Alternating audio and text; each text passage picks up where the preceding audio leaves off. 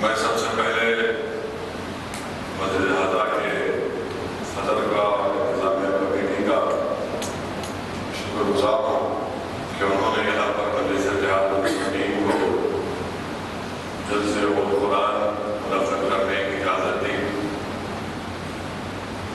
مجلس اتحاد المسلمین کے معتبر اور رکن اسمبلی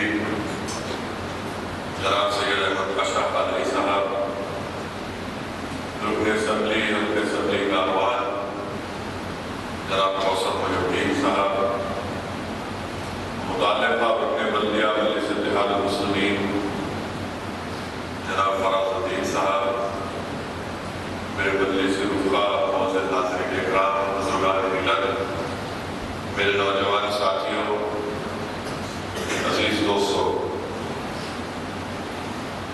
عزیزان ملت، یہ اللہ کا بڑا فضل و کرم ہے کہ اللہ سبحانہ و تعالیٰ نے ہم تمام کو زندہ رکھا، اللہ نے ہم تمام کو صحت دی، اللہ نے ہم تمام کو ہدایت دی، اور اللہ نے ہم تمام کو موقع دیا کہ ہم دوبارہ اس ماہ مبارک رمضان میں روزے رکھیں، نماز پڑھیں، عبادتیں کریں، تراویح جو ہم نے پڑھا، یہ سب اللہ کا کرم ہے۔ الحمدللہ اس ماہ مبارک کا پہلا دہا گزر چکا، اب ہم دوسرے دہے میں ہیں اور دوسرا دہا بھی ختم ہونے جا رہا۔ اللہ کے رسول صلی اللہ علیہ وسلم نے حدیث شریف میں فرمایا کہ پہلا دہا رحمت کا، دوسرا دہا مغفرت کا، اور تیسرا دہا جہنم سے نجات کا۔ نہیں معلوم کہ پہلے دہے میں ہم پر رحمت پوری ہوئی یا نہیں ہوئی۔ دوسرا دہا جو مغفرت کا ہے، یہ بہت ضروری ہے کہ ہم تمام اگر غفلت کی زندگی گزار رہے ہیں، اگر ہم اس طریقے سے عبادتیں کو کرنا ہے ماہ مبارک میں، اگر ہم نہیں کر پائے، موقع ہمارے پاس ہے جو اللہ ہم کو انعام کے طور پر دے رہا ہے، ہم اس کو غنیمت سمجھیں اور اس مغفرت والے دہے میں ہم کثرت سے عبادتیں کریں۔ جو ہمارے نوجوان روزہ نہیں رکھ سکے رمضان میں، تو میں ان سے اپیل کرتا ہوں، گزارش کرتا ہوں کہ میرے بھائی، زندگی کا چراغ قبول ہو جائے یہ کسی کو یقین نہیں۔ کوئی یہ بات گارنٹی سے نہیں کہہ سکتا کہ میں 70 سال یا 80 سال زندہ رہوں گا۔ موجودہ زمانے میں آپ کو ہم دیکھ رہے ہیں کہ 35 سال 37 سال کے لوگ بھی ان کی جانیں ختم ہو جا رہی ہے۔ اس لیے میں اپنے نوجوان ساتھیوں سے کہنا چاہوں گا کہ آپ اس موقع کو غنیمت سمجھیں۔ یہ مغفرت کا مہینہ اور رسول اللہ صلی اللہ علیہ وسلم نے حدیث شریف میں ارشاد فرمایا کہ اگر کوئی اپنی مغفرت کرانا چاہتا ہے تو اللہ کے رسول صلی اللہ علیہ وسلم نے ہم کو کیا بتایا؟ رسول اللہ صلی اللہ علیہ وسلم نے فرمایا کہ تم مجھ پر درود و سلام کا نذرانہ پیش کرو۔ صحابہ نے پوچھا، رسول اللہ صلی اللہ علیہ وسلم درود کا نذرانہ ہم پیش کریں گے؟ تو رسول اللہ صلی اللہ علیہ وسلم نے فرمایا کہ اس کا فائدہ یہ ہوگا کہ اگر جو مجھ پر درود کا نذرانہ پیش کرتا ہے اور جو شخص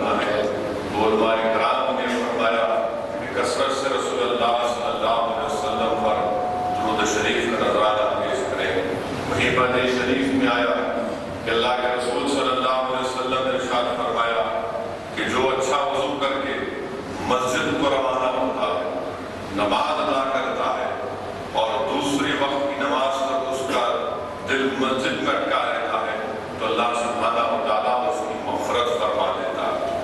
حدیث شریف میں آیا کہ جو تنگ دستوں کی مدد کرتا ہے اللہ سبحانہ و تعالیٰ اس کی مغفرت فرما دیتا ہے۔ حدیث شریف میں آیا کہ رسول اللہ صلی اللہ علیہ وسلم نے ارشاد فرمایا کہ جو آزمائش کے وقت صبر کرتا ہے اللہ اس کی ایسی مغفرت کرتا ہے جیسا کہ وہ ابھی اپنی ماں کے پیٹ سے پیدا ہوا۔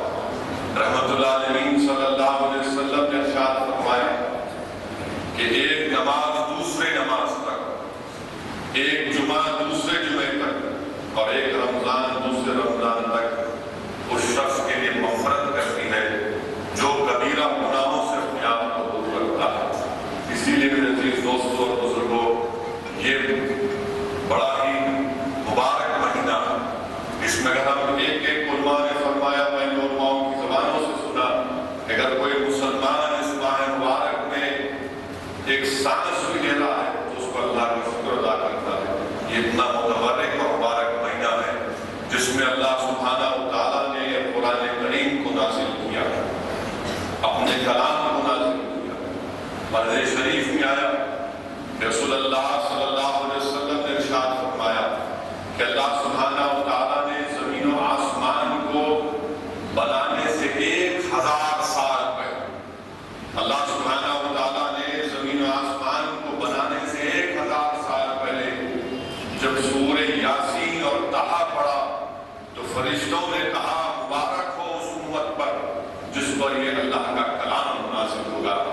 فرشتوں نے جب 1000 سال پہلے زمین و آسمان کو بنانے سے پہلے سورہ یاسین اور طٰہٰ کو سنا تو فرشتوں نے پکار کر کہا مبارک ہو اس امت کے سینوں میں جس میں قرآن کی حفاظت کی جائے گی، مبارک ہو اس امت کی زبانوں پر جس پر یہ قرآن کریم کے لوگ پڑھیں گے۔ اسی لیے میرے عزیز دوستوں اور بزرگوں، اس ماہ مبارک میں اللہ نے قرآن کریم کو نازل کیا۔ اور امام غزالی رحمۃ اللہ علیہ، امام احمد بن حنبل رحمۃ اللہ علیہ کا واقعہ لکھتے ہیں کہ آپ نے رات میں اللہ سبحانہ و تعالیٰ کو خواب میں دیکھا اور کہا کہ اللہ تیرے قرب کا بہترین ذریعہ مجھے بتا دے، تو آواز آئی کہ احمد قرآن پڑھو۔ امام احمد بن حنبل نے پوچھا کہ یا اللہ ترجمے کے ساتھ معنی کے ساتھ پڑھوں یا ایسے ہی پڑھوں؟ تو آواز آئی کہ یا تم ترجمے کے معنی کے ساتھ پڑھو یا ایسے ہی پڑھو، اللہ کا قرب کا ذریعہ ہے۔ حدیث شریف میں بھی یہی آیا کہ جو لوگ اللہ کا قرب حاصل کرنا چاہتے ہیں اور سب سے بہترین عبادت حدیث شریف میں آیا کہ اللہ کا کلام قرآن کریم کی تلاوت کرنا۔ اور اس ماہ مبارک میں ہم تمام مل کر روزے رکھتے ہیں، ہم تمام مل کر روزے رکھتے ہیں۔ حدیث شریف میں آیا کہ رسول اللہ صلی اللہ علیہ وسلم نے ارشاد فرمایا، میرے آقا نے فرمایا کہ بہشت کا دروازہ بند رہتا ہے اور وہ کب کھلتا ہے؟ صحابہ نے پوچھا یا رسول اللہ بتائیے، تو اللہ کے رسول صلی اللہ علیہ وسلم نے فرمایا کہ جنت کا دروازہ بھوک اور فاقے سے کھلتا ہے، جنت کا دروازہ بھوک اور فاقے سے کھلتا ہے۔ میں نے علماء کرام کی زبانوں سے سنا کہ انسان جب روزہ رہتا ہے، بھوک اور فاقہ رہتا ہے تو اس کی سوچ، اس کی فکر میں تازگی اور تیزی پیدا ہو جاتی ہے۔ اسی لیے ابھی آپ اور ہم نے سنا کہ یہاں کے مسجد امام صاحب نے اپنے خطبے میں اپنے بعض یہ بیان میں بات کہی کہ کیسے روزے سے ہم کو فائدہ حاصل ہوتا ہے۔ اسی لیے بار بار میں آپ سے عرض کر رہا ہوں، خاص طور سے ہم نوجوانوں سے یاد رکھو روزہ ہے رمضان، اس کو مت چھوڑو۔ اور جو نوجوان روزہ رہتے ہیں یہ مت سمجھو یا جو حضرات یہ سمجھتے ہیں کہ یہ ماہ مبارک آیا اب میں اس میں کیلوریز کو لوز کروں گا یا اپنے وزن کو اس پہ کم کروں گا۔ یاد رکھیے یہ ماہ مبارک ہے، یہ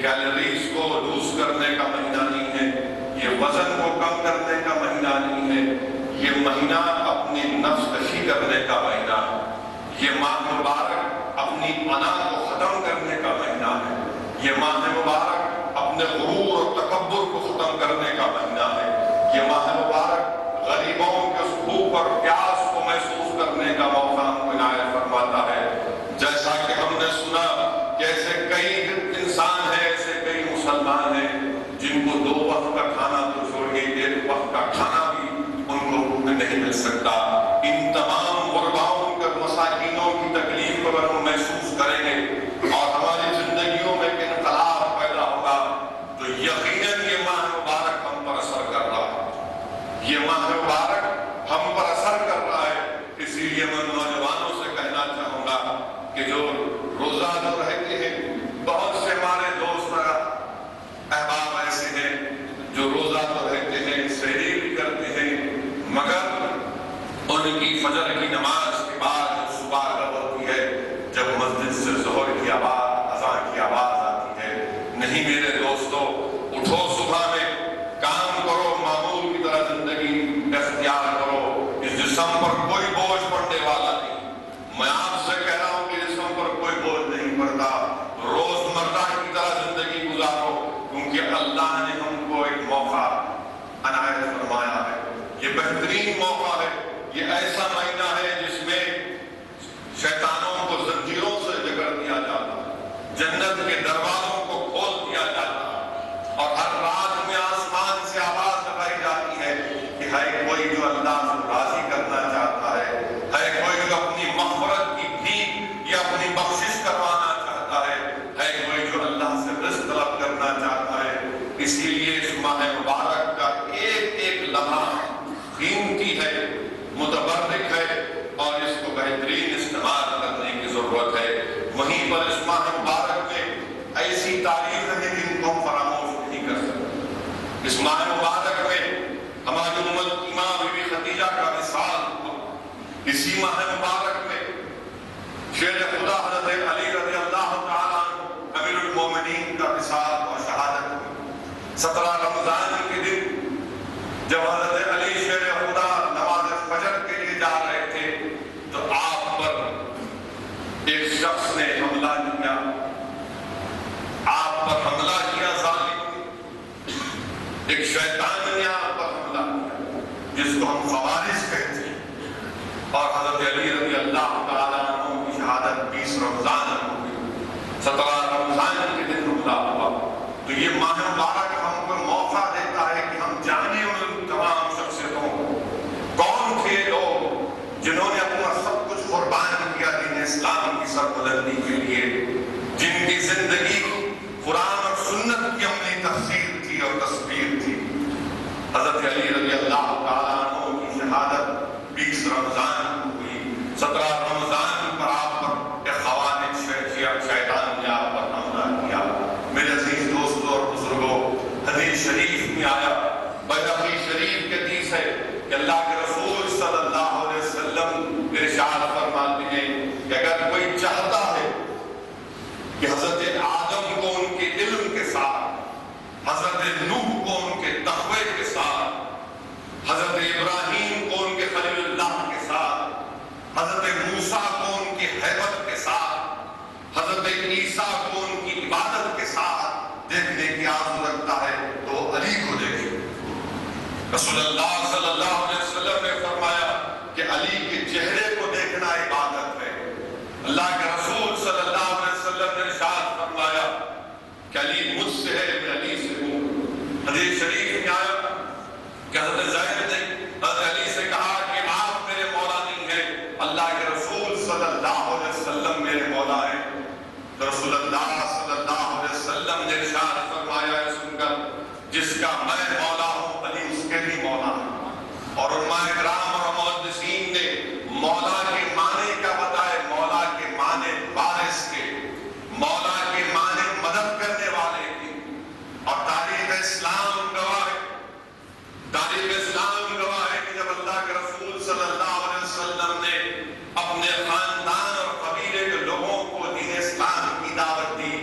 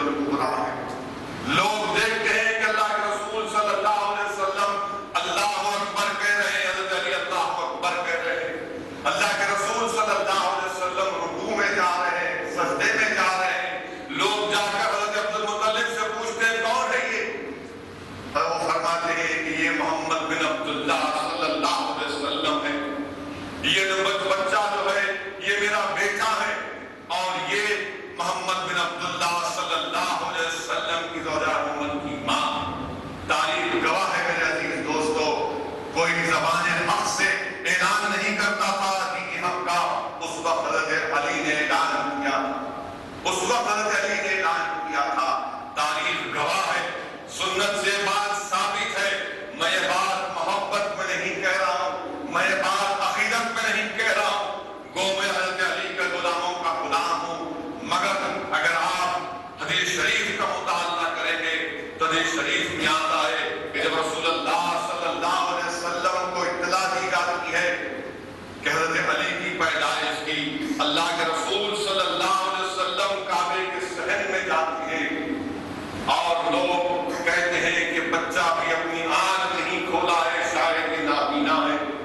حضرت علی کی والدہ مبارک حضرت فاطمہ بنت اسد کے ہاتھوں سے حضرت علی کو اپنے ہاتھوں میں لیتے ہیں، اور جیسا ہی اپنے ہاتھ اپنے آغوش میں لیتے ہیں، حضرت علی شیر خدا اپنی آنکھ کو کھولتے ہیں، اور جب حضرت علی جوانی میں آتے ہیں، اللہ کے رسول صلی اللہ علیہ وسلم ارشاد فرماتے ہیں، یہ واقعہ یاد دلاتے ہیں کہ تم نے میری آغوش میں آنکھ کھولی، تو حضرت علی عرض کرتے ہیں یا رسول اللہ صلی اللہ علیہ وسلم، میں اس وقت بھی شعور کی انتہا پر تھا، میں اس وقت بھی اپنے شعور کی انتہا پر تھا، اور میں یہ چاہتا تھا کہ جب میں آنکھ کھولوں تو کائنات میں سب سے پہلے اگر کسی چیز کو دیکھوں تو رسول اللہ صلی اللہ علیہ وسلم کے چہرے مبارک کو دیکھوں۔ میرے عزیز دوستو اور بزرگوں، اگر ہم دین کا مطالعہ کریں گے، اگر نوجوان اپنے وقت کا صحیح استعمال کریں گے تو حدیث شریف کا اگر پڑھیں گے تو امت کی ماں بی بی عائشہ صدیقہ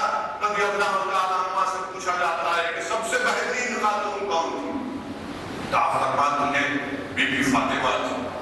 پھر آپ سے پوچھا جاتا ہے کہ بہترین مرد کون تھے؟ تو آپ فرماتی ہیں کہ حضرت علی رضی اللہ تعالیٰ، اور امت کی ماں بی بی عائشہ فرماتی ہے کہ وہ روزوں میں سب سے زیادہ روزے رہتے تھے، وہ تقوی میں سب سے زیادہ تھے، اور راتوں میں اٹھ کر بہت زیادہ تہجد کی نماز پڑھتے تھے۔ اللہ کے رسول صلی اللہ علیہ وسلم نے حدیث شریف میں کیا فرمایا؟ کیا فرمایا کہ میں علم کا شہر ہوں تو علی علم کا دروازہ ہے، اور اگر تم کو علم کو حاصل کرنا ہے تو دروازے کے پاس آؤ۔ میرے عزیز دوستوں اور بزرگوں، اللہ کے رسول صلی اللہ علیہ وسلم نے شریف میں کیا فرمایا؟ رسول اللہ صلی اللہ علیہ وسلم نے ارشاد فرمایا، یہ بات آج بھی ثابت ہو جاتی ہے، یہ بات آج بھی ثابت ہو جاتی ہے اور ہو جائے گی۔ اللہ کے رسول صلی اللہ علیہ وسلم نے فرمایا کہ جو مومن ہوتا ہے وہ علی سے ہی محبت کرتا ہے، منافق علی سے محبت نہیں کرتا۔ رسول اللہ صلی اللہ علیہ وسلم نے فرمایا کہ منافق علی سے محبت نہیں کرتا، تو ایمان کی سند، ایمان کا پیمانہ بتایا جا رہا ہے کہ اگر تم کو مومن بننا ہے تو علی سے محبت کرو، اگر جو نہیں کرتے، جو بغض رکھتے، وہ منافق ہے۔ رسول اللہ صلی اللہ علیہ وسلم نے فرمایا کہ علی کے تعلق سے رسول اللہ صلی اللہ علیہ وسلم نے شریف ہے، وہیں پر رسول اللہ صلی اللہ علیہ وسلم نے شریف میں فرمایا کہ میں علی سے ہوں اور علی مجھ سے۔ اور شیر خدا حضرت علی رضی اللہ تعالیٰ عنہ کا مشہور واقعہ کہ فتح مکہ کے بعد جو ماہ رمضان میں ہوئی، قرآن کریم کی مشہور آیات کہ رسول اللہ صلی اللہ علیہ وسلم کعبۃ اللہ شریف میں جو بت ہے، اللہ سبحانہ و تعالیٰ قرآن کی آیات کو نازل کرتا ہے، قل جاء وزهق الباطل ان الباطل کان زهوقا۔ اللہ کے رسول صلی اللہ علیہ وسلم اس قرآن کی آیات کو کرتے جاتے اور بت گرتے جاتے۔ رسول اللہ صلی اللہ علیہ وسلم حضرت علی کو حکم فرماتے ہیں کہ علی میرے کھنڈے پر چڑھ جاؤ اور کعبے کے اوپر جو بت ہے اس کو صاف کرو۔ حضرت علی سوچنے میں پڑ جاتے ہیں، رسول اللہ صلی اللہ علیہ وسلم عرض کرتے ہیں کہ میرے کھنڈے پر چڑھ جاؤ۔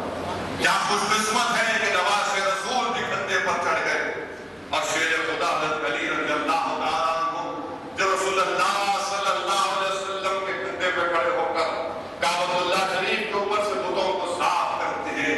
اللہ کے رسول صلی اللہ علیہ وسلم ان سے پوچھتے ہیں تم نے کیا دیکھا، تم نے کیا محسوس کیا؟ حضرت علی فرماتے ہیں یا رسول اللہ صلی اللہ علیہ وسلم، اللہ کا عرش میرے سامنے نظر آ رہا تھا۔ رسول اللہ صلی اللہ علیہ وسلم پوچھتے علی تم نیچے کیسے آئے؟ تو فرماتے رسول اللہ صلی اللہ علیہ وسلم فرماتے ہیں علی تم کو جبریل امین اپنے پروں میں بٹھا کر نیچے زمین پر لائے۔ میرے عزیز دوستوں اور بزرگوں، یہ ماہ مبارک ہم کو موقع دیتا ہے کہ ہم حضرت علی کو جانیں، پہچانیں، ان کی زندگیوں کو اور ان کی قربانیوں کو سمجھیں۔ اللہ کے رسول صلی اللہ علیہ وسلم امام احمد بن حنبل رحمۃ اللہ علیہ حدیث شریف لکھ رہے ہیں کہ رسول اللہ صلی اللہ علیہ وسلم کے ہاتھ میں ایک ہاتھ میں امام حسن کا ہاتھ، ایک ہاتھ میں امام حسین کا ہاتھ، اور آقا دو عالم صلی اللہ علیہ وسلم ارشاد فرما رہے کہ جو ان سے محبت کرتا ہے، ان کے والد سے محبت کرتا، ان کی والدہ سے محبت کرے گا، وہ جنت میں میرے ساتھ، وہ جنت میں میرے ساتھ۔ اب آپ خود اندازہ لگا لیجیے رسول اللہ صلی اللہ علیہ وسلم کی حدیث شریف ہم کو کیا بتا رہی ہے۔ رسول اللہ صلی اللہ علیہ وسلم کی حدیث شریف بتا رہی ہے کہ میں تمہارے درمیان میں دو چیزیں چھوڑے جا رہا ہوں۔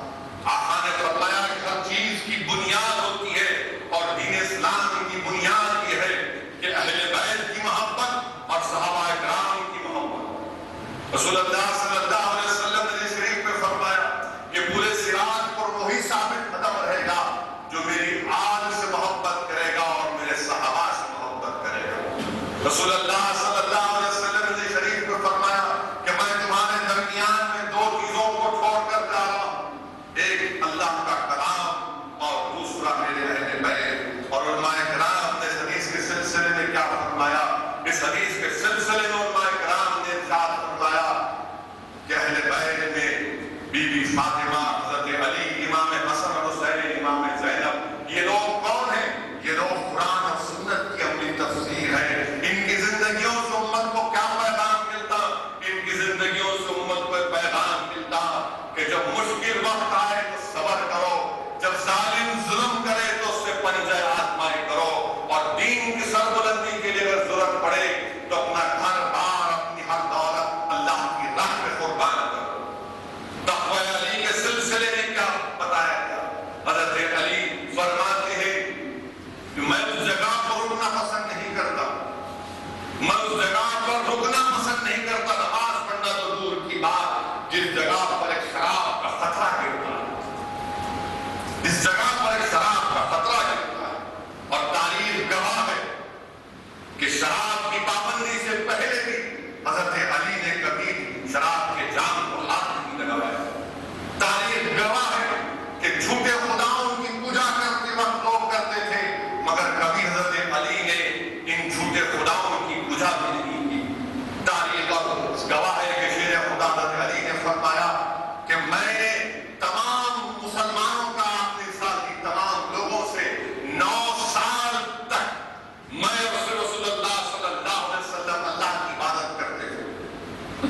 9 سال تک جب کوئی اللہ کی عبادت کرنے والا نہیں تھا، حضرت علی فرما رہے کہ میں رسول اللہ صلی اللہ علیہ وسلم کے ساتھ اللہ کی عبادت کرتا تھا۔ اور تقویٰ اور پرہیزگاری کا معاملہ یہ کہ 3 دن تک گھر میں بھوکا فاقہ کشی ہے، 3 دن کے بعد کھانا آتا ہے تو دروازے پر ایک سائل پکارتا ہے کہ علی بھوکا ہوں، کھانے کو دے دو۔ حضرت علی رضی اللہ تعالیٰ عنہ دسترخوان سے کھانا اٹھا کر اس بھوکے فقیر کو دے دیتے۔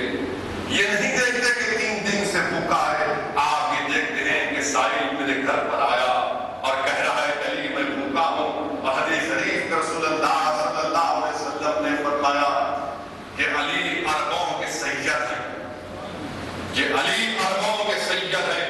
اور علماء کرام نے حدیث کے سمجھانے کے سلسلے میں کہا کہ سید کے معنی، بلکہ مسلم شریف کے حدیث میں لکھا گیا کہ سید کے معنی وہ ہے کہ جب لوگ اس کے پاس اپنی پریشانی کو لے کر آتے تو ان کی پریشانی کو اپنی پریشانی سمجھتے۔ یہ وہ بخاری اور مسلم شریف حدیث میں لکھا گیا۔ اور یہیں پر مجھے واقعہ یاد آ رہا جب علی کا گھرانے کا بات کر رہے ہیں تو کشف المحجوب میں داتا گنج بخش رحمۃ اللہ علیہ لکھتے ہیں کہ یہی ایسا واقعہ امام حسن رضی اللہ تعالیٰ عنہ سے پیش آیا۔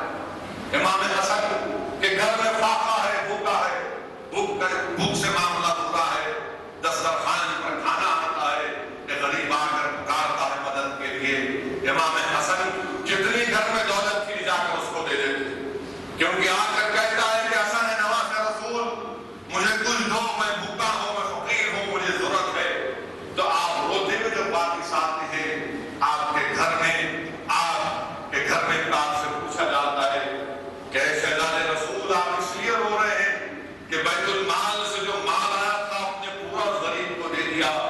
امام حسن عرض کرتے ہیں کہ نہیں، مجھے اس بات کا غم نہیں ہے کہ بیت المال سے جو مال آیا تھا میں نے غریب کو دے دیا، مجھے غم اس بات کا ہے کہ کاش میں ان غریبوں کو تلاش کرنے نکلتا اور ان کو تلاش کرنے کے بعد ان کی مجبوری کو دور کرتا تو مجھے زیادہ نیکی ملتی۔ آج یہ وقت آ گیا کہ غریب کو میرے گھر تک آنا پڑا۔ یہ معاملہ تھا تقویٰ اور پرہیزگاری کا۔ اسی لیے رسول اللہ صلی اللہ علیہ وسلم نے کیا فرمایا؟ تفسیر روح البیان میں تفسیر کبیر حدیث شریف میں کی گئی کہ جو محبت اہل بیت پر مرے گا وہ شہید ہے، جو محبت اہل بیت پر مرے گا وہ بخش دیا جائے گا، جو محبت اہل بیت پر مرے گا ملک الموت اس کو جنت کی بشارت دیتے ہیں اور اس کا استقبال جنت میں استعمال کیا جاتا ہے جیسے کوئی دلہن کا ایک نئے گھر میں استقبال کیا جاتا ہے۔ میرے عزیز دوستوں اور بزرگوں، حضرت علی کی زندگی کی ابتدا مسجد، حضرت علی کی زندگی کی انتہا مسجد، آپ کی پیدائش کعبۃ اللہ کعبہ کے صحن میں اور آپ کی زندگی کی انتہا کوفہ کی مسجد میں۔ حضرت علی کی زندگیوں کہ اگر ہم دیکھیں گے تو ہم کو کیا پیغام ملتا ہے، یہی پیغام ملتا ہے میرے عزیز دوستو، یہی پیغام ملتا ہے کہ اپنی مسجدوں کو آباد کرو۔ شیر خدا کی زندگی کی ابتدا اور انتہا مسجد۔ آج اگر ہم رمضان کے بعد اس مسجد کو آباد نہیں رکھیں گے تو ہم کیا محبت کر رہے ہیں حضرت علی سے؟ ہم کہاں محبت کر رہے ہیں اللہ اس کے رسول صلی اللہ علیہ وسلم سے؟ میرے عزیز دوستوں، بزرگوں، نوجوان ساتھیوں، خاص طور سے نوجوانوں سے اپیل کر رہا ہوں، دیکھو تم اس قوم کا مستقبل ہو، تم اس قوم کی دیوار ہو، تم اس قوم کی بنیاد ہو۔ اگر تم گر جاؤ تو خدا نخواستہ یہ قوم خطرے میں پڑ جائے گی۔ مستقبل تمہارا ہے، اگر تم مضبوط رہو گے، تم اپنی مسجدوں کو آباد رکھو گے تو یقیناً دین کی حفاظت ہوگی، دین کے مسائل حل ہوں گے۔ اور اگر ہم صرف رمضان کی حد تک اپنے مسجدوں کو آباد رکھیں گے اور رمضان کے بعد پھر سمجھیں گے کہ آئندہ رمضان آئے گا تو پھر جاؤں گا، یا پھر جمعہ آئے گا تو پھر خطبہ شروع ہوتے وقت چلا جاؤں گا، نہیں نوجوانوں یاد رکھو یہ صحیح طریقہ نہیں۔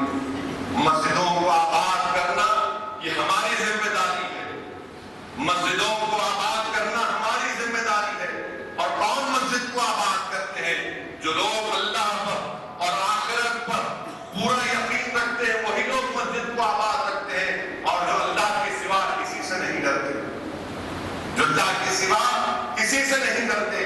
یاد رکھو یہ ذمہ داری ہماری ہے کہ ہم اپنی مسجدوں کو آباد رکھیں۔ اور اللہ قرآن کریم میں ارشاد فرماتا ہے، علماء کرام نے اس کا ترجمہ کیا کہ ظالم ہے وہ لوگ جو لوگ اللہ کے ذکر کو مسجد میں نہیں کرتے، جو اللہ کے ذکر سے مسجد میں اس کو بند کر دیتے ہیں، مسجد کو ویران کر دیتے ہیں۔ قرآن کریم میں اللہ فرما رہا ہے کہ ایسے لوگوں کے لیے دنیا میں بھی عذاب ہے اور آخرت میں بھی۔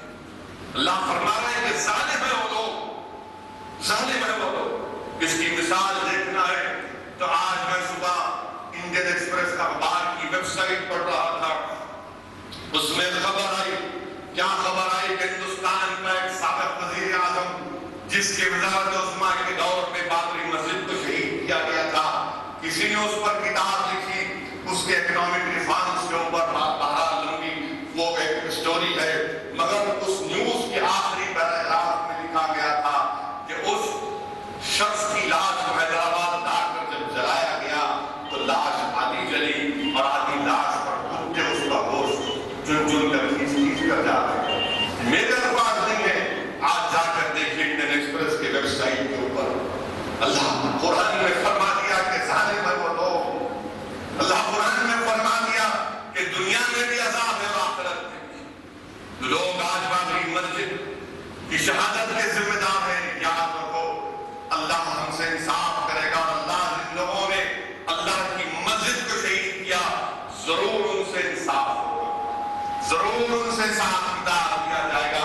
اور افسوس تو یہ عزیز دوستو کہ آج حالات ایسے بن چکے کہ RSS مسلمانوں کی افطار کی دعوت کا اہتمام کرتے، وہ RSS جو ہندوستان کو ہندو راشٹر بنانا چاہتی،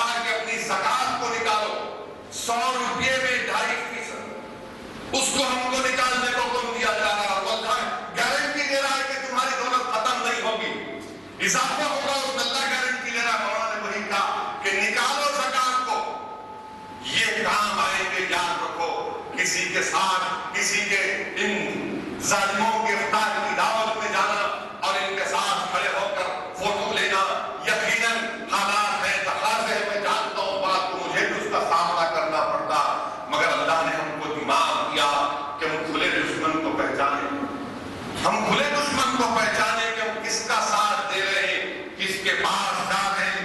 इसका असर क्या पड़ेगा देखने वालों पर, इसका असर क्या पड़ेगा देखने वालों पर। एक मिजाज कौम को हमको देना, वो मिजाज ये नहीं है कि हम किसी को तकब्बुर और गुरूर का मिजाज दे दें, बल्कि मिजाज ये देना है कि सर झुकाना है तो अल्लाह के सामने, सिर्फ भीख मांगना है तो अल्लाह से, और अगर अपना हक लेना है हिंदुस्तान में तो हमारा हक है, क्योंकि हम हिंदुस्तानी है। ये हमारा हिंदुस्तान का दस्तूर हमको इस बात की इजाजत देता है कि हमसे इंसाफ करें। भीख मांगने की जरूरत नहीं है, मुल्क में लड़ने की जरूरत है, मुत्तहिद होने की जरूरत है, अपने इख्तियारात को, अपने हुकूक को समझने की जरूरत है। और जो लोग ये समझते हैं कि किसी गैरों की चौखट पर जाकर सर झुकाकर भीख मांगना ये सही नहीं है, सही। ये हमारा मुल्क है, यहाँ पर बराबर के सही, हम यहाँ पर किराएदार नहीं है, हम किसी से मरूद नहीं होंगे। सिर्फ अल्लाह से डरने वाली कौम का नाम मुसलमान है। हम किसी से डरने के लिए यहाँ पर नहीं आए हैं, हम सिर्फ अल्लाह से डरते हैं। हमारी जिंदगी में अगर यहाँ पर पैदा हुए तो जिंदगी का मकसद सिर्फ अल्लाह की इबादत करना, मस्जिदों को नमाजों की पाबंदी करना है, मस्जिदों को आबाद करना। उलमाए किराम ने फरमाया कि कुरान करीम के वो आयत फवैलिल मुसल्लीन, मैंने उलमाए किराम की ज़बानों से सुना, ये सरुद्दीन अवैसी के अल्फाज नहीं है।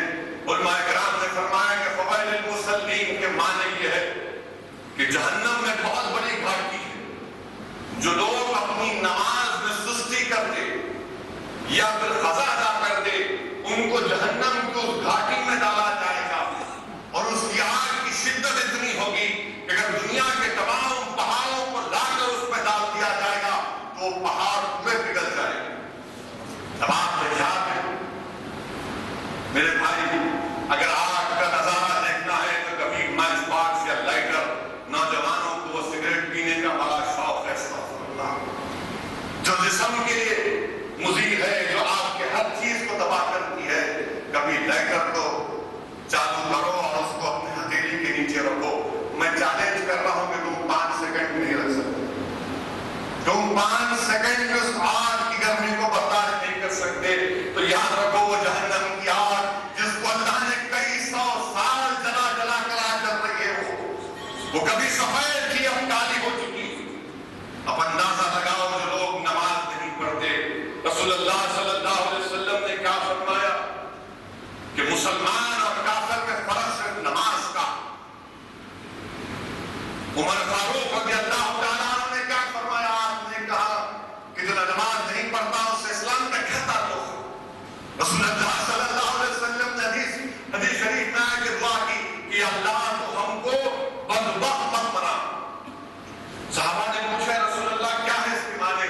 रसूलुल्लाह सल्लल्लाहु अलैहि वसल्लम ने फरमाया कि इसके माने ये है जो लोग नमाज नहीं पढ़ते, जो लोग नमाज नहीं पढ़ते। इसीलिए नौजवान साथियों, बुजुर्गों, दुआ करने की जरूरत है कि हम नमाज की पाबंदी करें। लोगों के पास बड़ा वक्त है, हर मसाइल में इख्तिलाफ पैदा करेंगे।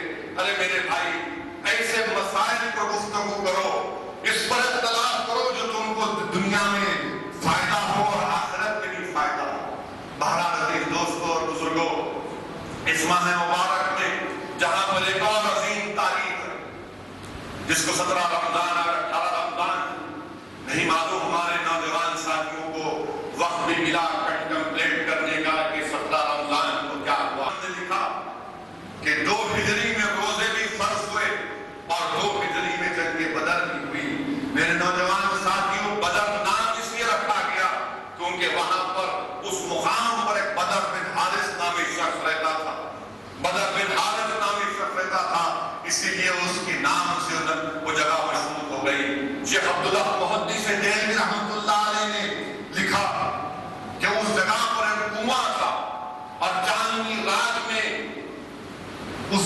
نگراں جب چاند کو دیکھتے تو بڑا خوبصورت نظر آتا، اسی لیے اس جگہ کا نام بدر پڑ گیا۔ بہرحال میرے عزیز دوستو، اللہ کے رسول صلی اللہ علیہ وسلم کے غزوات میں نہایت ہی اہم اور عظیم یہ کھلا فرق ہے جس کو قرآن نے فرق کہا کہ الفرقان کہا، حق اور باطل کی پہلی لڑائی اور کھلی فرق کا دن ہے، اور جس دن مشرکین مکہ کے بڑے بڑے سرداروں کا خاتمہ ہوا۔ اللہ کے رسول صلی اللہ علیہ وسلم فرماتے ہیں، علماء کرام لکھتے ہیں، سمجھاتے ہیں، رسول اللہ صلی اللہ علیہ وسلم جب مکہ سے ہجرت کر کر مدینہ گئے، مسائل اور مشکلات کا سامنا کرنا پڑا، اور جب رسول اللہ صلی اللہ علیہ وسلم کو معلوم ہوا کہ مشرکین مکہ حضرت ابو سفیان اس وقت تک اسلام نہیں قبول کیے تھے، ایک قافلہ جا رہا ہے تجارت کا کثیر مال لے کر، اگر یہ مال لے کر جائیں گے تو یہ دین اسلام کے خلاف استعمال ہوگا۔ اللہ کے رسول صلی اللہ علیہ وسلم صحابہ کرام سے مشورہ کرتے، صحابہ کرام کو حکم دیتے ہیں کہ چلو، رسول اللہ صلی اللہ علیہ وسلم کے حکم پر صحابہ کرام تیاری کرتے ہیں۔ رسول اللہ صلی اللہ علیہ وسلم دعا فرماتے ہیں کہ یا اللہ، یہ تیرے جو ماننے والے ہیں، یا رسول اللہ صلی اللہ علیہ وسلم دعا کرتے ہیں، یا اللہ ان کے پاس سواری نہیں ہے تو ان کو سواری دے۔ رسول اللہ صلی اللہ علیہ وسلم اللہ سے دعا کرتے ہیں کہ یا اللہ ان کے جسم پر کپڑا نہیں ہے تو اپنے فضل سے کپڑے دے دے، یا اللہ ان کے پاس یہ محتاج ہے تو ان کو اپنے فضل سے عزت دے دے۔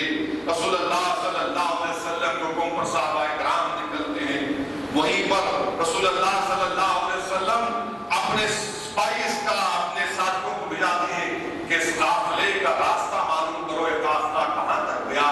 ابو سفیان جب راستے میں دیکھتے ہیں اون کی مینیوں کو توڑ کر، ابو سفیان دیکھتے ہیں کہ اس اون کی مینیوں میں کھجور کی گٹلیاں ہیں، وہ سمجھ جاتے ہیں کہ مدینے سے رسول اللہ صلی اللہ علیہ وسلم نکل چکے ہیں۔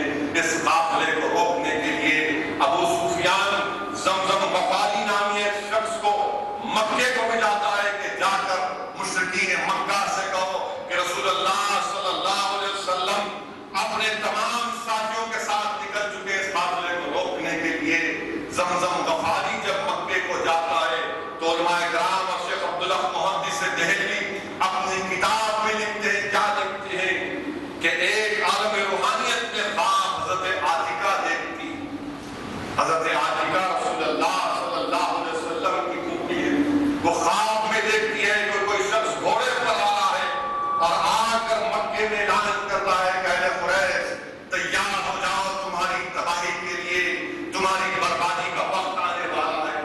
وہ حضرت عباس کو خواب سناتی ہے، حضرت عباس جا کر ابو جہل کو خواب بیان کرتے ہیں تو ابو جہل غرور اور تکبر میں پکار کر کہتا ہے کہ عباس، تمہارے خاندان میں محمد بن عبداللہ صلی اللہ علیہ وسلم نے تو نبوت کا دعویٰ کیا، اب کیا تمہاری عورتیں بھی نبوت کا دعویٰ کریں؟ اگر 3 دن کے اندر یہ خواب پورا نہیں ہوگا تو میں بنو ہاشم کو جھوٹا کہوں گا، اور تیسرے ہی دن زمزم غفاری آتا ہے مکے میں۔ اس زمانے میں خطرے کا سگنل یہ تھا کہ خطرے کا سگنل اس طور پر دیا جاتا کہ اونٹ کے کان اور ناک کٹے ہوئے ہیں، اور تمام مشرکین مکہ سمجھ جاتے ہیں اور 900 اور 1000 کے لشکر کو لے کر نکلتے ہیں۔ ناچنے والی عورتیں اس میں ساتھ ہوتی ہیں، اسلحہ ہوتا ہے، کھانا ہوتا ہے، اور رسول اللہ صلی اللہ علیہ وسلم کے ساتھیوں کے پاس کچھ نہیں ہوتا، صرف 313 صحابی مقام صفرا کو رسول اللہ صلی اللہ علیہ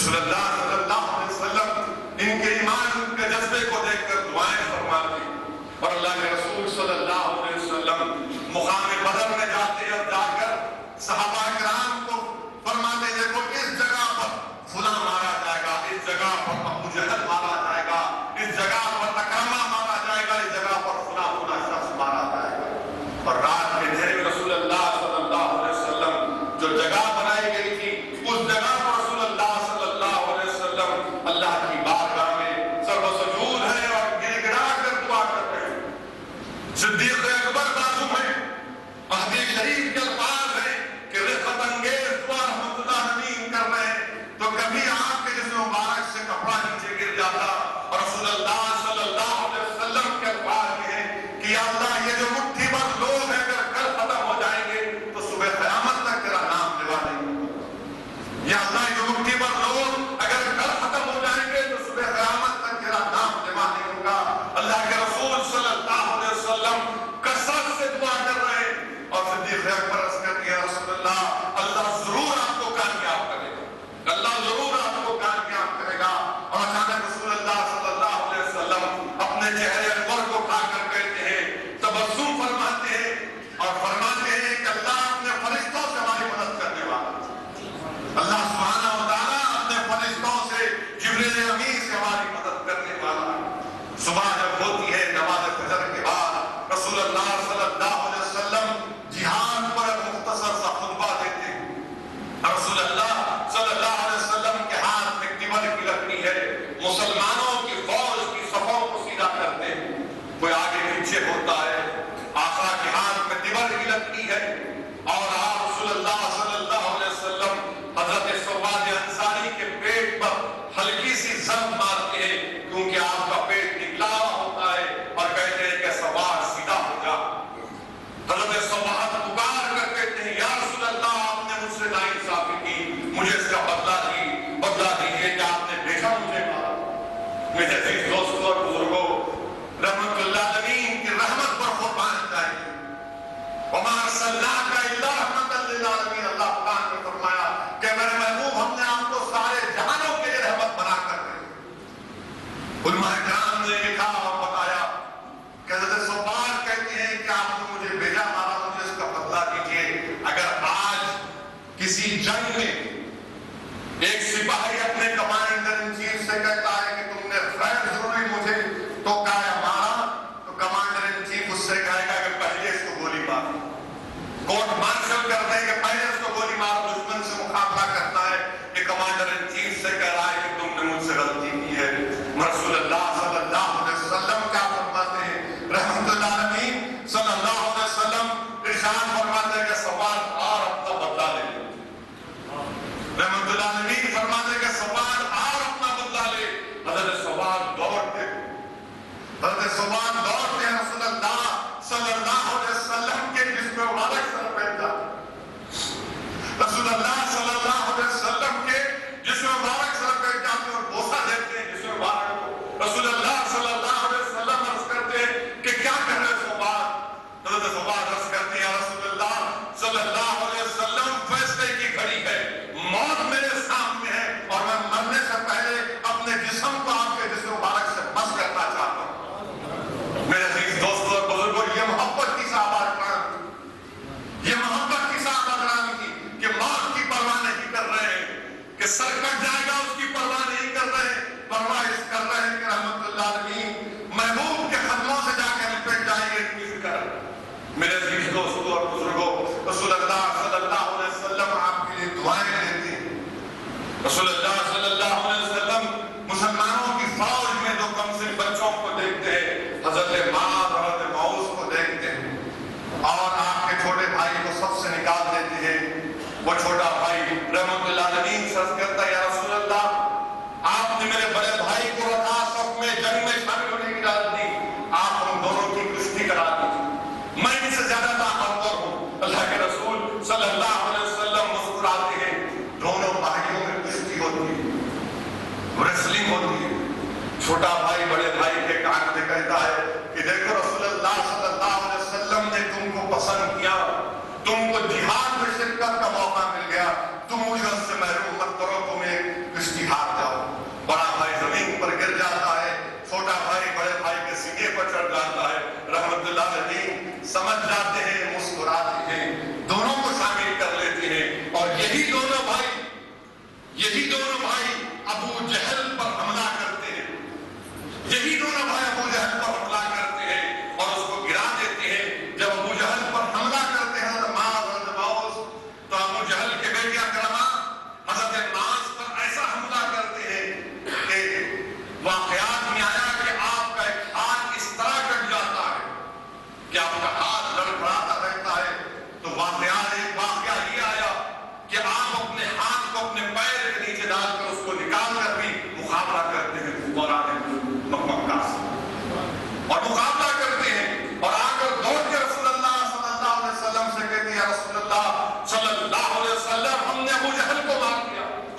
اللہ صلی اللہ علیہ وسلم کہتے ہیں کہ کس نے مارا؟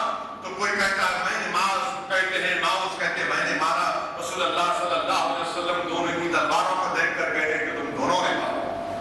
واقعات میں آیا کہ حضرت معاذ کو جب حضرت ابو جہل کے بیٹے اکرمہ نے مارا تو جب آپ کا ہاتھ لٹک رہا تھا آپ رسول اللہ صلی اللہ علیہ وسلم کے پاس گئے، رحمت اللہ علیہ صلی اللہ علیہ وسلم نے اپنا لعاب دہن اس جگہ پر لگایا اور وہ ہاتھ وہیں کا وہیں ٹوٹ گیا۔ اور عثمان غنی ذو النورین کے زمانے تک حضرت معاذ اسلام کی راہ میں جہاد کرتے رہے۔ یہ قاضی عیاش شفا شریف میں اس واقعے کو لکھتے ہیں کہ اللہ کے رسول صلی اللہ علیہ وسلم نے اپنا لعاب دہن اس جگہ پر لگایا تو حضرت معاذ کا ہاتھ جو لٹک رہا تھا وہ وہیں پر چپک گیا، اچھا ہو گیا۔ جنگ بدر میں یہ بھی آیا واقعہ کہ حضرت علی کا واقعہ کہ آپ کفارانوں کو واسل جہنم کر رہے ہیں اور دوڑ کر جا کے رسول اللہ صلی اللہ علیہ وسلم کی خبر دے رہے ہیں کہ رسول اللہ صلی اللہ علیہ وسلم کیسے گئے۔ آپ کیا دیکھتے ہیں کہ رسول اللہ صلی اللہ علیہ وسلم سجدے میں ہیں اور دعا کر رہے ہیں یا حیو یا قیوم یا حیو یا قیوم۔ حضرت علی کے الفاظ ہے کہ میں دیکھتا اور دوڑتا پھر آتا اور دیکھتا رسول اللہ صلی اللہ علیہ وسلم کیسے۔ میرے عزیز دوستوں اور بزرگوں، یاد رکھو یہ جو دین آپ اور ہم کو ملا ہے یہ کوئی چمن سے چلنے سے ہم کو نہیں ملا، یہ کوئی آسان طریقوں سے دین ہم کو حاصل نہیں ہوا۔ جنگ بدر کو پڑھو میرے عزیز دوستوں اور بزرگوں، نوجوانوں خاص طور سے پڑھو کہ کیسے صحابہ کرام نے اپنی زندگیوں کو قربان کر دیا۔ حضرت عائشہ جنگ چل رہی ہے، تلوار ٹوٹ جاتی ہے، رحمت اللہ علیہ سے آ کر عرض کرتی ہے یا رسول اللہ تلوار ٹوٹ گئی۔ رسول اللہ صلی اللہ علیہ وسلم اپنے دست مبارک میں لکڑی کو اٹھا کر دیکھتے تھے کہ اس سے مقابلہ کرو عائشہ۔ حضرت عائشہ یہ نہیں دیکھتے کہ رسول اللہ صلی اللہ علیہ وسلم ایک کھجور کی لکڑی دے رہے، یہ دیکھتے ہیں کہ رحمت اللہ علیہ دے رہے ہیں تو یہ کافی ہے۔ یہ محبت تھی، یہ ایمان تھا، یہ تقویٰ تھا۔ آپ اس لکڑی کو اٹھا کر جب جنگ میں مقابلہ کرتے تو وہ لکڑی نہیں بلکہ ایک تلوار بن جاتی ہے، ایک تلوار بن جاتی ہے۔ اور عائشہ جب تک زندہ تھے وہ اسی سے جگہوں میں جا کر مقابلہ کرتے تھے اور ان کی شہادت کے بعد وہ جب وہ تلوار ان کے ساتھ قبر میں رکھتی تھی۔ یہ صحابہ کرام رضی اللہ تعالیٰ عنہ کی محبت تھی۔ قرآن میں اللہ اعلان کرتا ہے، کیا اعلان کرتا ہے؟ سورہ انفال میں اگر 44 کی آیات پڑھیں گے تو قرآن میں اللہ اعلان کر رہا ہے کہ جنگ بدر میں کیسے مسلمانوں کی مدد کی گئی۔ علماء کرام نے اس آیات کا ترجمہ اس طرح کیا کہ اللہ نے مسلمانوں کو کفاروں کا قافلہ کم دکھایا اور کفاروں کو مسلمانوں کا قافلہ کم دکھایا۔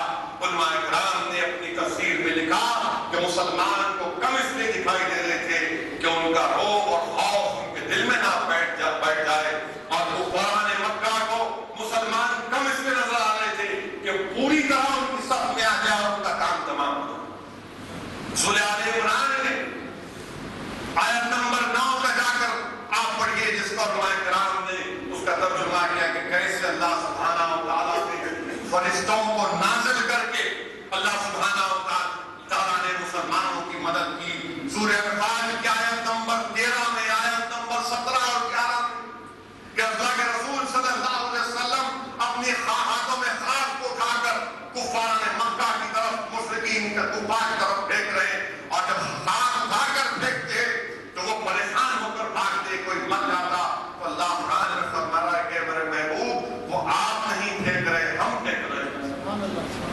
اللہ قرآن میں فرما رہا ہے کہ جس جگہ پر مسلمان ٹھہرے تھے وہاں پر پانی نہیں تھا تو اللہ نے بارش کو نازل کر دیا۔ میرے عزیز دوستوں اور بزرگوں، نوجوان ساتھیوں، جنگ بدر کیا ہے؟ جنگ بدر حق اور باطل کی پہلی جنگ۔ جنگ بدر کیا ہے نوجوانوں؟ جنگ بدر اس بات کا تم کو پیغام دے رہی ہے، اسلام کی سربلندی کا پہلا درس، اسلام کی سربلندی کا پہلا درس۔ جنگ بدر کیا تم کو اور ہم کو پیغام دے رہی ہے کہ ہم طاقت کے بلبوتے پر نہیں بلکہ ہم نے 2 گھوڑوں، 70 اونٹ اور 60 تلواروں سے انسانی طاقتوں کو پیغام دیا کہ رسول اللہ صلی اللہ علیہ وسلم کی امت تلواروں پر یا طاقت پر زندہ نہیں رہتی بلکہ اللہ کی قدرت پر یقین کر کے دنیا کے سامنے اس کا عملی مظاہرہ. ہم نے دنیا کو بتا دیا کہ طاقت اور قوت کی ضرورت نہیں. جب تک ہم میں جذبہ جہاد اور شہادت زندہ تھا ہمارے سروں پر تاج تھا. جب سے جذبہ جہاد اور شہادت ختم ہو گیا ذلت اور رسوائی ہمارا مقدر بن گئی. ہمارے پاس بہترین ریاضدان تھے, میتھمیٹیشین تھے, تم ساری دنیا کو حساب سکھاتے تھے. آج ہم نے پڑھنا لکھنا چھوڑ دیا تو دنیا نے ہمارا حساب کرنا شروع کر دیا. ہم نے بہترین ڈاکٹر تھے, ہم دنیا کا علاج کرتے تھے. آج ہم نے پڑھنا چھوڑ دیا تو آج دنیا ہمارا علاج کر رہی ہے. ہم نے بہترین لوگ تھے, ہم ساری دنیا کو سویلائزیشن دیے, مگر ہم نے ان تمام چیزوں کو بھلا. اللہ نے سب سے بہترین مخلوق ہم کو کہا تو سوچو نوجوانوں, یہ غربت کیوں, یہ غم کیوں, یہ مفلسی کیوں؟ اس لیے کہ ہم نے اپنے منصب کو بھلا دیا. جو قوم اپنے منصب کو بھلا دیتی ہے تو پھر یہی اس کا حال ہونے والا. جب تک ہمارے ایمان ہمارا مضبوط تھا, اگر آج بھی ہم کوئی کام اللہ کے لیے کریں گے, صرف خالص اللہ کے لیے اپنا تن من دھن سب چیز قربان کریں گے تو کوئی معیوب بات نہیں ہے کہ اللہ سے مدد آئے. شرط یہ ہے کہ اخلاص ہو, شرط یہ ہے کہ توکل صرف اللہ پر کریں. یقیناً ہم کو کامیابی ملے گی میرے عزیز دوستوں اور بزرگوں. اسی لیے نوجوان ساتھیوں, یہ جنگ بدر کو, یہ واقعات بیان کرنے کا مقصد یہ ہے کہ ہم اپنے ایمان کو تازہ کریں. اور یہ نہیں ہے کہ اسدالدین اویسی نے کہا کہ جہاد کرو.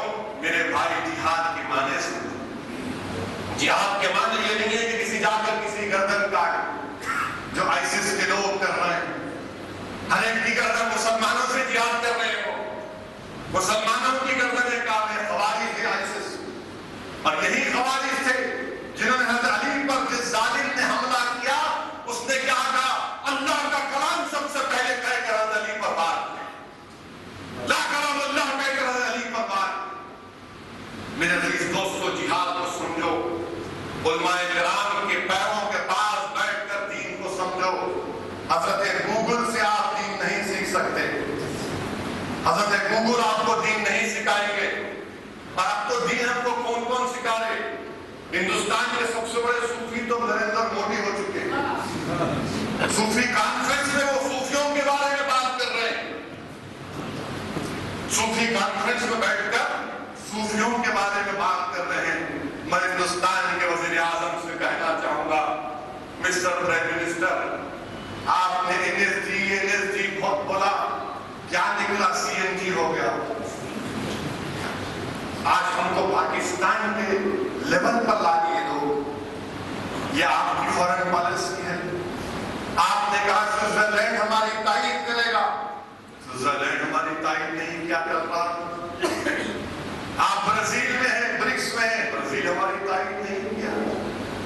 آپ چین کے سربراہ کو ہندوستان بلا کر جھولا جھلائے, اس کو احمد آباد میں جھولا جھلائے. لوریاں دینا باقی تھا, وہ کل ہم کو ساتھ نہیں دیا. اتنا دورے کر کے سارے ہندوستان کا دورہ, پورے دنیا کے دورے کر لیا. اب لگتا ہے 2019 تک کوئی دنیا کا ملک باقی نہیں رہے گا سوائے ہندوستان. پورا دورہ کر چکے. بہرحال میرے عزیز دوستوں اور بزرگوں, حالات اور وقت کا تقاضا یہ ہے کہ ہم متحد رہیں. اس ماہ مبارک کو غنیمت سمجھیں. یاد رکھیے, اس ماہ مبارک کا ایک ایک لمحہ متبرک ہے. میں کسی ایک عالم دین کے ساتھ برسوں پہلے مدینہ شریف میں بیٹھا تھا, تو انہوں نے مجھ سے ایک جملہ کہا تھا, میں آج تک اس کو نہیں بھولا. انہوں نے مجھ سے کہا تھا کہ اللہ کی رحمت برس رہی ہے ماہ مبارک میں, صرف تم کو ایسی آنکھ اللہ عطا کرے کہ کس طرح سے اللہ کی رحمت برس رہی ہے. میرے عزیز دوستوں اور بزرگوں, یاد رکھو کہ جب بارش ہوتی ہے اور صحن نگر میں برتن رکھ دیا جاتا ہے تو بارش یہ نہیں دیکھتی کہ برتن اچھا ہے یا سونے کا ہے یا تانبے کا ہے یا پھر کلے کا بنا ہوا ہے یا مٹی کا بنا ہوا ہے. بارش برستی ہے سب پہ, اور اللہ کی رحمت جب برستی ہے تو یہ نہیں دیکھتی کہ کون کیسا ہے. شرط یہ ہے کہ کیا تم بھیک مانگنے کو تیار ہو. شرط یہ ہے کہ کیا تم اللہ سے بھیک مانگنے کو تیار ہو. تم اللہ کے سامنے جھولی پھیلانے کے لیے تیار ہو. یاد رکھو اگر ہم اللہ کے سامنے جھک جائیں گے تو یقیناً ساری دنیا ہمارے سامنے جھکے گی. مگر ہم دنیا کو نہیں جھکانا چاہتے, ہم صرف اللہ کے سامنے سب سجود ہونا چاہتے ہیں. یاد رکھو مسلمان کون ہیں جو اللہ کے سوا کسی کی عبادت نہیں کرتے, جب پوچھتے ہیں تو مانگتے ہیں تو اللہ سبحانہ و تعالیٰ سے. میرے عزیز دوستوں اور بزرگوں, یہی چند واقعات مجھے آپ کے سامنے اختصار کے ساتھ رکھنا تھا. یقیناً ہمارے ملک میں آئے دن نئی نئی باتیں کی جاتی ہیں, نئے فساد یا پھر فتنے پیدا کرنے کی کوشش کی جاتی ہے. انشاءاللہ تعالیٰ جو لوگ مسلمانوں کو کمزور کرنے کے عزائم رکھتے ہیں, انشاءاللہ تعالیٰ اللہ ان کو کمزور کرے گا. جو لوگ مسلمانوں کو نقصان پہنچانے کی کوشش کر رہے ہیں, اللہ ان کو نقصان پہنچائے گا. جو لوگ ہم کو مسجدوں سے دور کرنے کی کوشش کر رہے ہیں, میں نوجوانوں سے کہہ رہا ہوں کہ تم پلٹ کر مسجدوں کی طرف دوڑو. یاد رکھو نوجوانوں, دنیا ختم ہونے والی ہے. اسد الدین اویسی, یہ تمام لوگ بیٹھے سب جائیں گے کہ زمین کی غذا بنے گی. بڑے بڑے سورما چلے گئے تو تم اور ہم کون.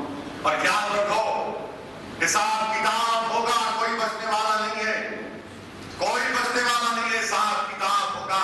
اگر تم رائے برابر نیکی کرو گے تو اجر ملے گا, تم رائے برابر گناہ کرو گے تو اس کا بھی جواب دینا پڑے گا.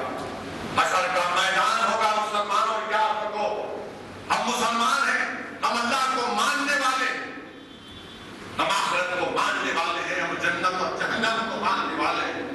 کوئی بھاگ نہیں سکتا اس سے. یاد رکھو یہ دنیا ختم ہوگی. یقیناً دنیا میں رہو, دنیا میں امن کو مضبوط کرو, دنیا میں اپنے آپ کو مضبوط کرو, اپنے ملک وطن عزیز ہندوستان کو مضبوط کرو, اپنے گھر کو مضبوط کرو, اپنی اولاد کو مضبوط کرو, اپنے بھائی بہنوں کو مضبوط کرو. اور یقیناً اللہ کے رسول صلی اللہ علیہ وسلم نے فرمایا کہ میں قوی مومن کو پسند کرتا ہوں. تو ہمارے پاس قوی مومن کا مطلب یہ نہیں ہے کہ سارے حیدرآباد کی ہوٹلوں کا حلیم کھا کر اپنے آپ کو مضبوط کریں. یقیناً کھانا کھاؤ میرے بھائی, مگر جیسا کہ ہم نے سنا ابھی امام صاحب کی زبان سے کہ ایسے بھی لوگ ہیں جو رمضان کے مبارک مہینے میں بھی ان کو صحیح دستیاب نہیں, ان کو صحیح دستیاب نہیں. ایسے بھی لوگ ہیں جو کھجور اور پانی یا پھر کسی کے دیے ہوئے کھانے پر اپنا روزہ کھول دیتے. میرے بھائی, یہ مہینہ ہم کو اس بات کی ٹریننگ دے رہا ہے کہ شکر ادا کرو, شکر ادا کرو. ہم جتنا ہمیں ملا کر شکر ادا کریں کم ہے. اپنی صحت کا خیال رکھیے, اپنے آپ کو مضبوط کریے. یہ چند باتیں مجھے اختصار کے ساتھ آپ تک پہنچانا تھا. اور انشاءاللہ تعالیٰ آئندہ جمعہ جو جمعۃ الوداع ہوگا انشاءاللہ تعالیٰ مکہ مسجد میں اپنی گفتگو کو وہاں پر بچی ہوئی انشاءاللہ تعالیٰ اللہ نے اگر مجھے زندہ رکھا, اللہ کا کرم اور فضل رہا, تو انشاءاللہ تعالیٰ اس کو بیان کروں گا. شرکت کیجیے. آپ دعا فرمائیے کہ اللہ سبحانہ و تعالیٰ اس ماہ مبارک میں کہ کثرت سے بارش ہمارے ملک میں, بارش کی بہت ضرورت ہے. اللہ رحم کر دے. اللہ جہاں پر اللہ کی رحمت برس رہی ہے, ہم رب العالمین سے دعا کرتے ہیں کہ اللہ سبحانہ و تعالیٰ ہمارے ہندوستان میں وطن عزیز سے فائدہ ہو. وآخر دعوانا